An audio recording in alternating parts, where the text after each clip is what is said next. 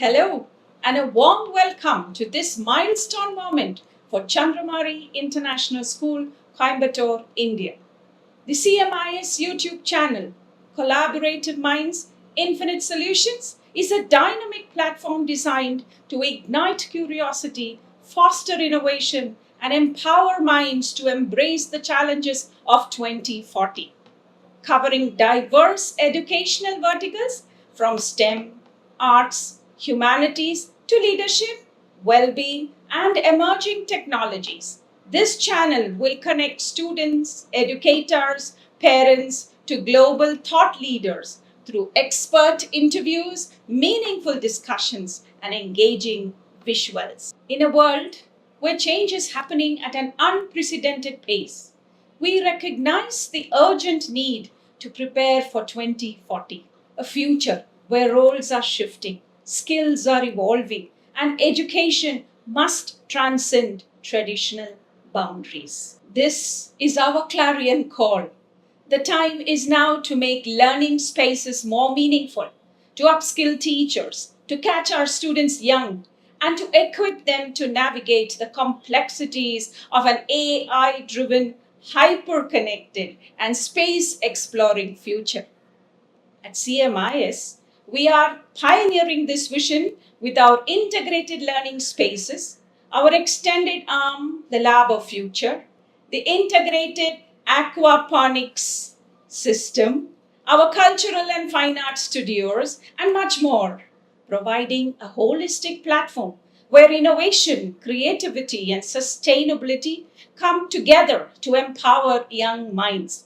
We cannot do this alone. It demands collaboration.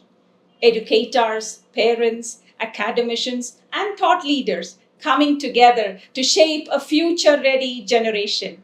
This initiative reinforces our unwavering commitment to ensuring that no learner is left behind in this transformation journey. I am Dr. Prema Muralidhar, the Chief Education Officer of Chandramari International School, Coimbatore, and welcome you all to our webinar, Pioneering Minds Leading the Way to 2040. We're extremely thrilled to have you join us for this beautiful, exciting discussion about the future of education and work, and will be guiding you through today's session. Scientists and industry experts are actually unlocking the full potential of AI, revealing groundbreaking possibilities and reshaping the future with unprecedented career opportunities. So now the world is changing faster than ever, and the question remains loud and clear: are you ready to embrace this future? Let me now introduce our guests. First, we have Dr. Sudhir Kumar, the former Director of Capacity Building and Public Outreach at the Indian Space Research Organization. He retired early to contribute actively to the space ecosystem in the country, and with his unparalleled expertise and visionary leadership, Dr. Sudhir has been at the forefront of driving innovation and excellence in space science, playing a pivotal role in inspiring the future generations to explore the limitless frontiers of space. Welcome, Dr. Sudhir. Joining us as our second guest from the United Arab Emirates is Mr. Arpit Dugar, the co-founder of the Lab of Future, fondly known LoF Dubai, who currently spearheads this visionary initiative, which serves as an extended arm of CMIS, offering a futuristic lab designed to empower students through a structured curriculum that just ignites curiosity and equips our kids with knowledge of space science and technology. And now, with that introduction, let us move to the main part of the webinar. My first question to you, Dr. Sudhir: as a visionary leader in space science and technology, can we truly imagine the kind of world our children will create by 2040? What forces, in your view, will define their future? See, what seeing is believing.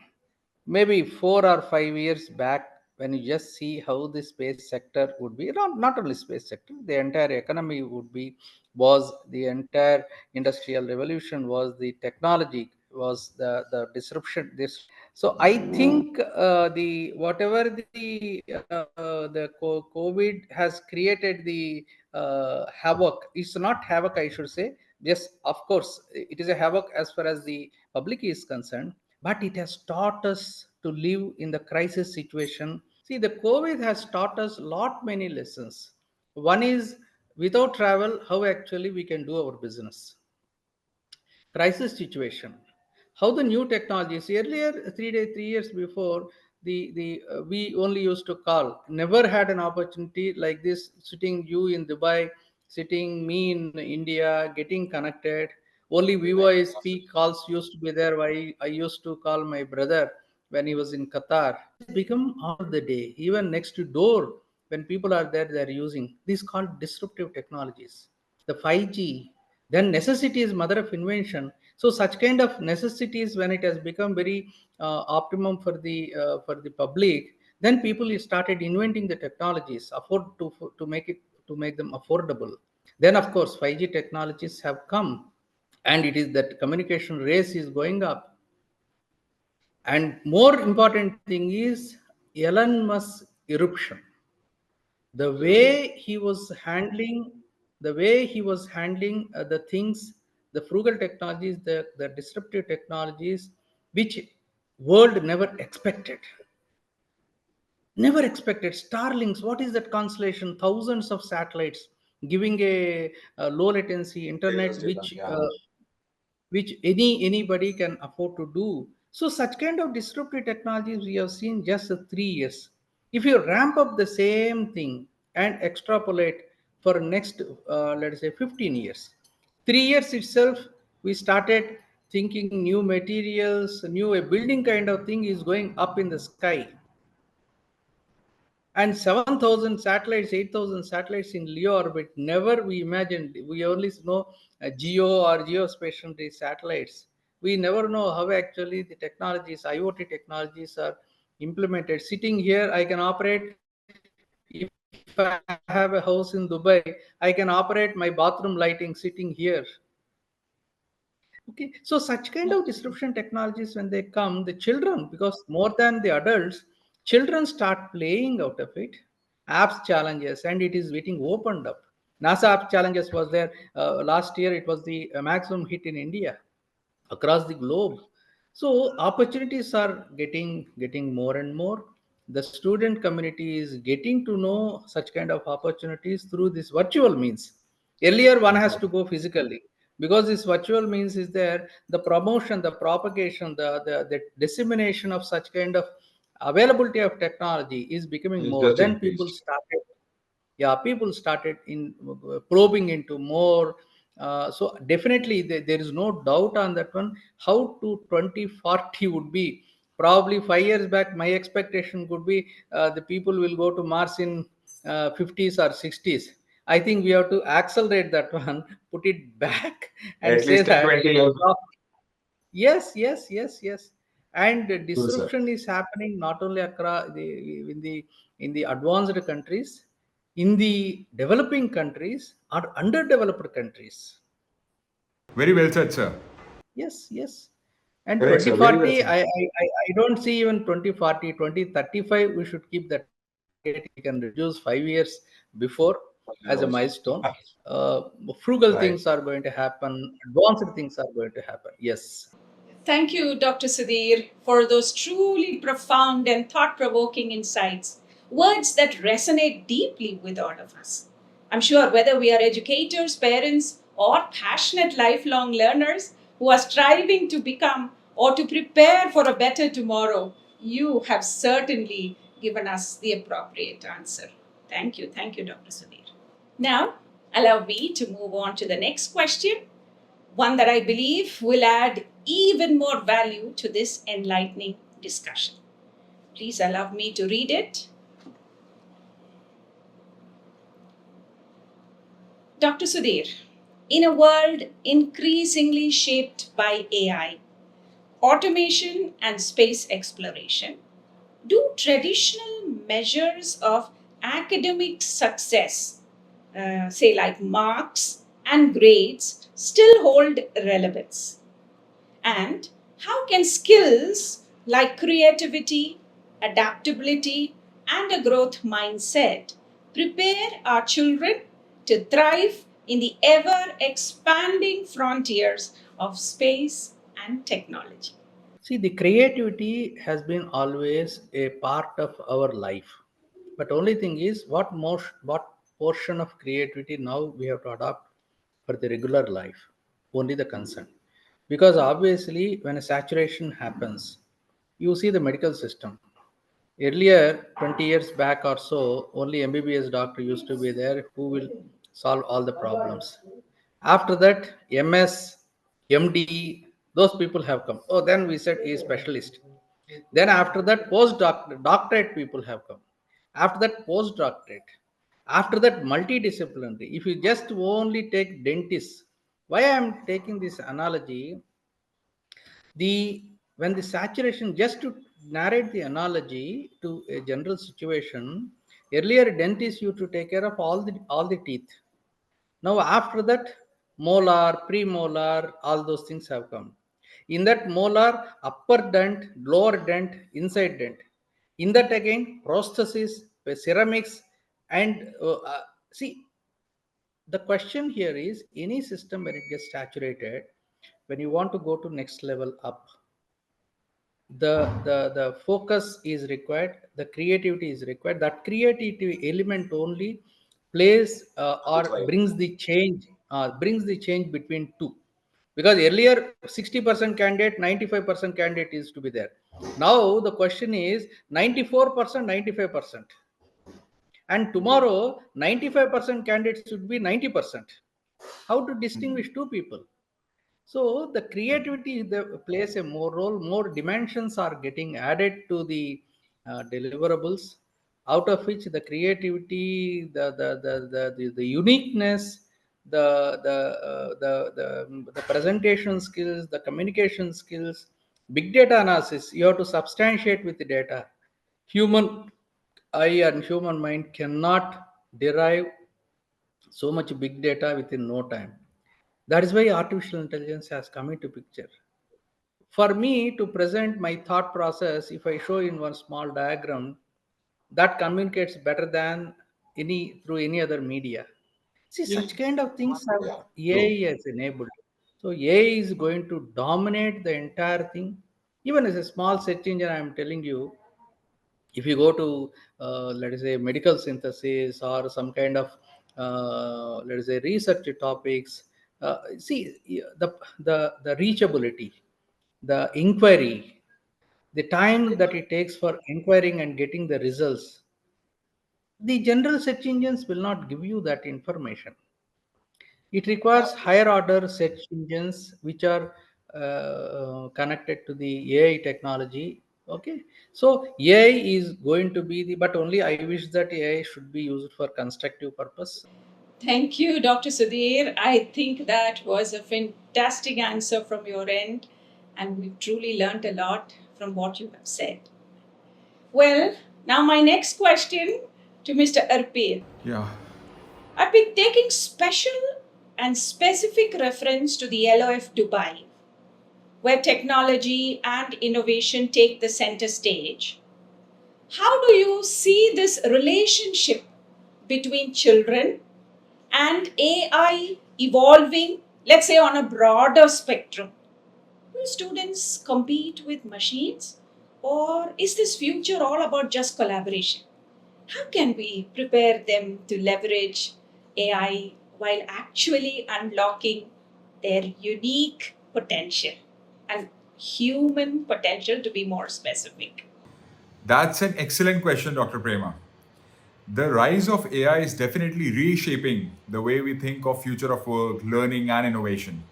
Thinking of AI as a competition between man and machines is oversimplifying the potential which AI has and which it can drive it in future.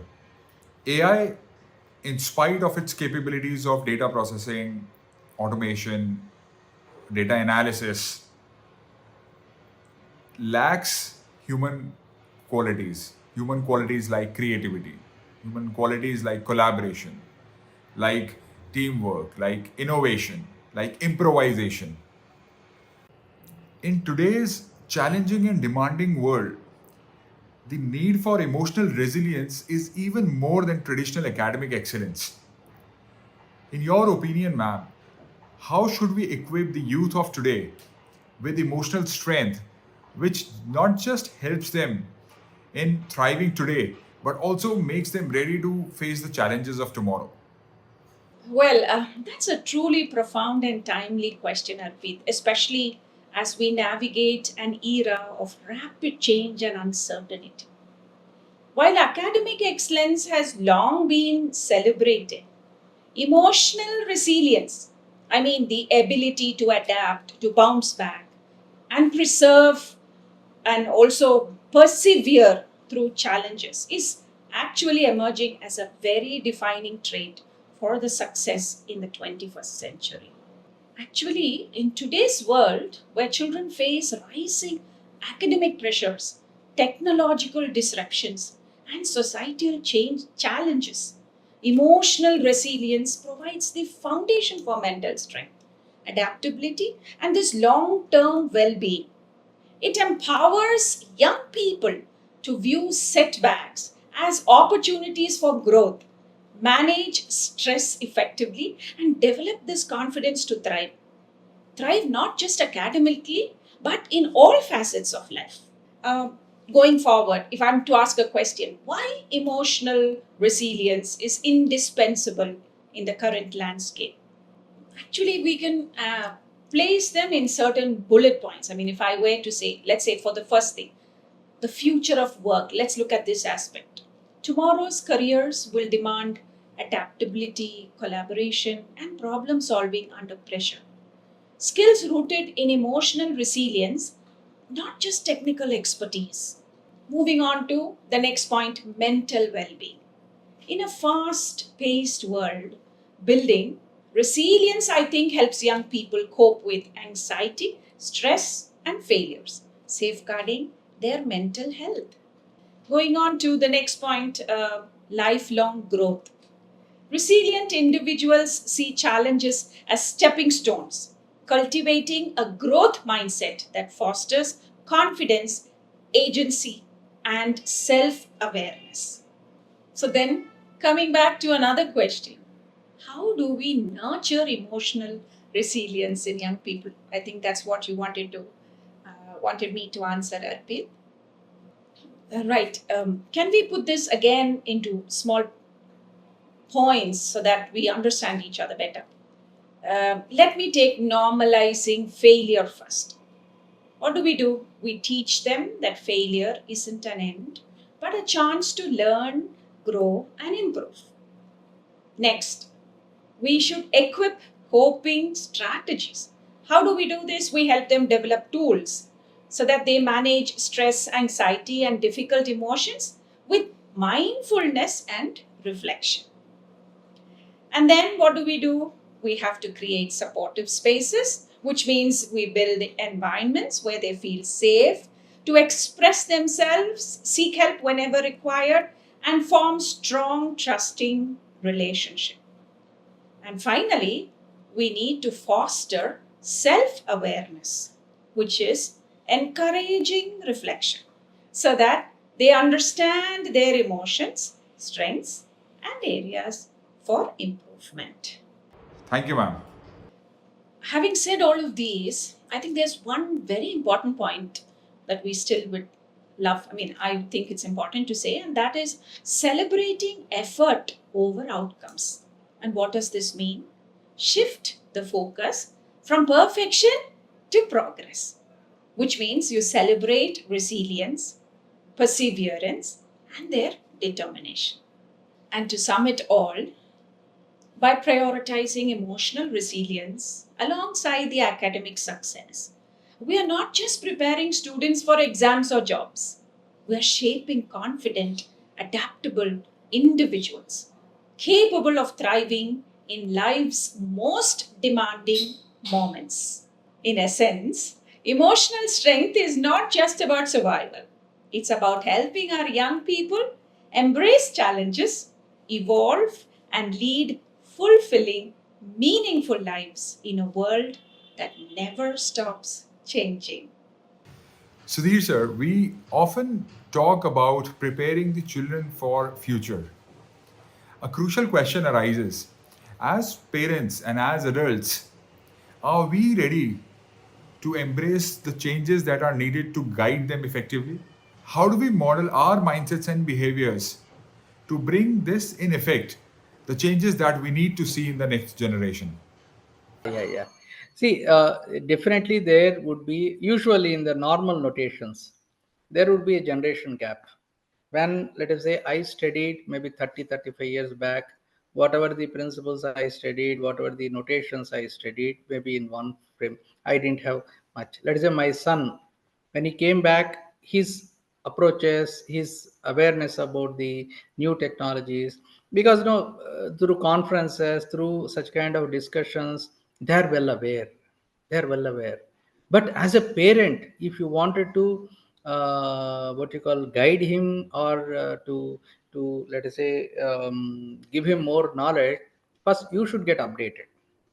Absolutely. So that is what, whenever I go to academic colleges, I request, if not, because we cannot tell the parents to do the job, because they also have to do their job, portion of job. But if they attend new technologies, either through conferences, or that is well and good, at least, because the students are spending one third of the time in schools and colleges till at least 24 years, 25 years, at least they are exposed, the teachers are more exposed, and when teacher tells, student will believe rather than parents telling them. It is a usual usual thing. Yes, parents should enable the children, should facilitate the children to get exposed to such kind of let us say new techniques, etc. When they're reading some magazines, they should not discourage, hey, don't read your book, you are going to lose the marks. At least to that extent, when they don't discourage, that is fine. But over and above that one, if they know and if they can share the new technologies, that is best. But I feel if parents happen to be teachers, definitely some parents would be teachers for many. For such kind of people, what I request is, in addition to the normal course curriculum, please please go through the technologies that are going around. Let's say it could be a machine learning, because if everybody start talking artificial intelligence, it become a buzzword without knowing what is artificial intelligence. First is, let's say, quantum communication or quantum mechanics. Everybody talk quantum. I'll also start talking quantum. But actually, you have to bring that science into a very, very simple form and educate the student to motivate him. If once, see, I strongly believe a good teacher reads, a better teacher explains, a best teacher inspires. The best teachers should first digest the subject, what are all the, because they have to think 10 years ahead, how the country, how the world is going to be after 10 years. Now, those 10 years, because these kids will become soldiers after 10 years. True, So sir. they should, they rather than what you call telling the textbooks or stories, they should get exposed what is going to come after 10 years. That kind of subjects they should bring as a part of their curriculum, because nep nowadays everything is experience learning is there. And moreover, I have another suggestion, because if you tell them either in pdfs or kindle or something like that, it will not go into their minds. If you convert them as a small video, it should not be more than 20 to 30 seconds video, multiple videos you keep sending to the children, even podcasts through an interesting speaker, and make a vr. And because of the attracting technology, they will just get to know the vr model. So this also not only creating a tool for the children to learn in a very small time effectively, it also creates an employment and opportunities for other people who make this content. So content is very, very important on the frugal technologies and the disruptive technologies identify. And incidentally, I have gone through morning one beautiful subject, the one of the market analysis some CEO is writing, They have done lots of, I think, 6,000 industries across the globe. They have identified 160 topics across various domains. I'll share with you. You can share with parents. And they are identifying these technologies are going to change the world. It could be, let us say, protecting your environment, protecting your let us say vicinity. If somebody throws a waste bin, that creates some kind of let us say mosquito acquisition, that will create malaria, that will create health hazards. To that, from that point onwards, till what you do in the space, in the Mars, when everything is exhausted, what do you do in the future for sustainability purpose? Sustainability is the very important thing. These children should get exposed to the sustainability, preserving the not only the culture but also the natural resources, so that the next at least 100 500 100 generations will happily live on the earth. Wow, what an insightful and enriching session this has been. The valuable perspectives shared by our panelists have truly inspired us and offered fresh ideas on how to empower the next generation to thrive in a rapidly changing world. And as we bring this session to a close, I extend my heartfelt gratitude to our brilliant panelists for their invaluable contribution and to all of you for being a part of this remarkable discussion. This may be the end of today's webinar, but it marks the beginning of an exciting journey ahead, one of discovery, collaboration, and transformation. Let this conversation serve as a spark for more meaningful engagements in the future. Stay connected, stay curious, and remember to join us in the sessions to come as we continue to explore new frontiers in education, innovation, and beyond. Together, let's shape a future filled with possibilities and empower our children to lead it with confidence. Thank you, and see you soon.